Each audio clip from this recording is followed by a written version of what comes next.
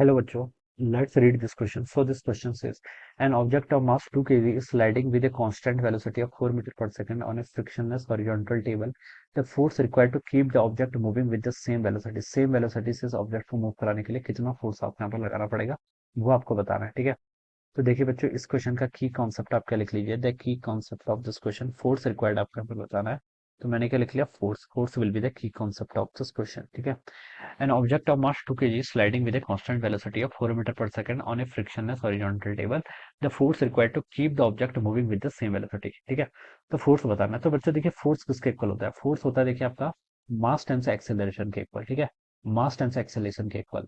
Force is equal to mass times acceleration. ठीक है, अब देखिए बच्चों, क्वेश्चन बोला गया कि एक ऑब्जेक्ट 2 kg का वो स्लाइड कर रहा है। ठीक है, विद कांस्टेंट वेलोसिटी। ठीक है, एक ऑब्जेक्ट है जिसका मास कितना है, 2 kg का, वो आपका 4 मीटर पर सेकंड से मूव कर रहा है। ठीक है, और क्वेश्चन बोलेगा कि फ्रिक्शनलेस हॉरिजॉन्टल टेबल है। सर, टेबल हॉरिजॉन्टल है। ठीक है, सॉरी, टेबल आपकी फ्रिक्शनलेस है। फ्रिक्शनलेस का मतलब होता है जिसका कोएफिशिएंट ऑफ फ्रिक्शन है वो जीरो है, तो ये इस पर कोई भी फ्रिक्शन फोर्स नहीं लगाएगी। ठीक है, फ्रिक्शन फोर्स जो यहाँ पर वो है वो कितना होगा, आपका जीरो के इक्वल होगा। ठीक है, और कौन सा फोर्स लग सकता है? देखिए, मोशन इस बॉडी का क्या है, हॉरिजॉन्टल डायरेक्शन में।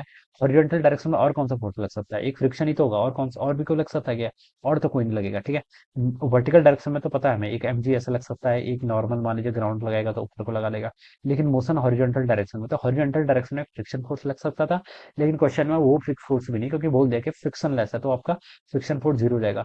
अगर कोई फोर्स ही नहीं लग रहा है तो बॉडी देखिए कंटिन्यूअसली इसी वेलोसिटी से मूव करती रहेगी, जिस वेलोसिटी से, अगर इसका फ्रिक्शन फोर्स लगता है तो उसकी वेलोसिटी घटती घटती घटती और फाइनली जीरो हो जाती।